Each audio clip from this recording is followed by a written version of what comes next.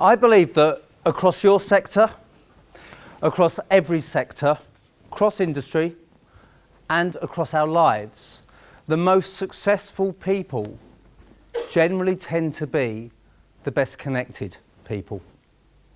Not just the fact that they're the best connected people, but they know instinctively how to build, develop, nurture, and indeed leverage those networks.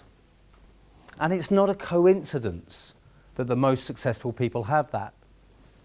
It's amazing that when we look at business success, when we look at leadership success, we focus on almost every other factor other than the relationships that we build.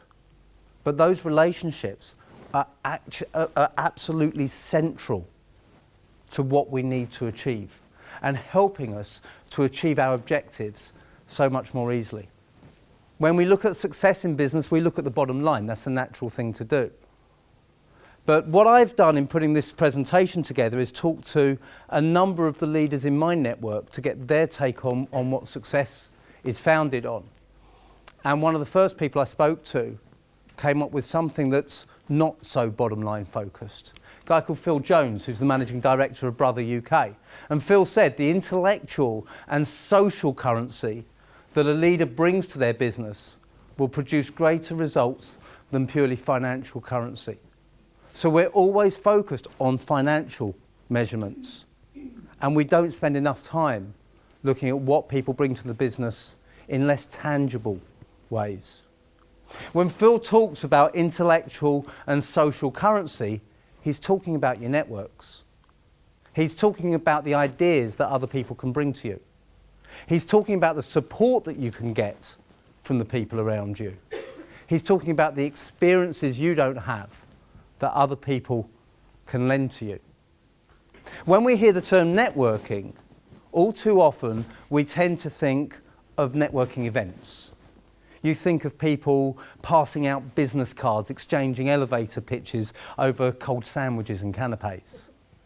But that's not networking.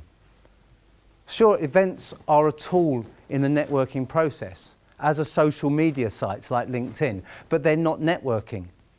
Networking is about collaboration. It's about relationships. And it's about the fact that we each bring something different to the table.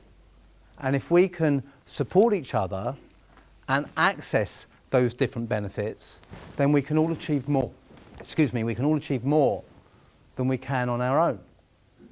That's what networking is.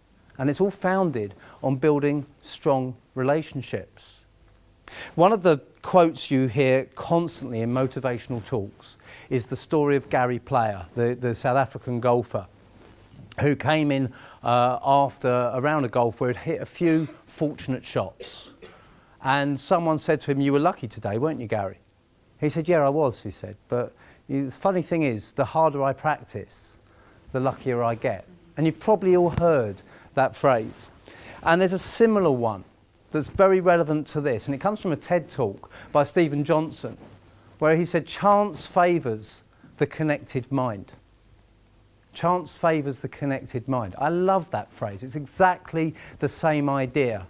If you build networks, if you start interacting with people who are not like you, who are different to you, who have a different background, who are in a different industry, who have different experiences, different demographic to you, different age group, different gender. If you can build a diverse network like that, you'll get access to a range of different ideas. And then, the more you do that, the luckier you'll get. Chance favours the connected mind. We need to build strong networks.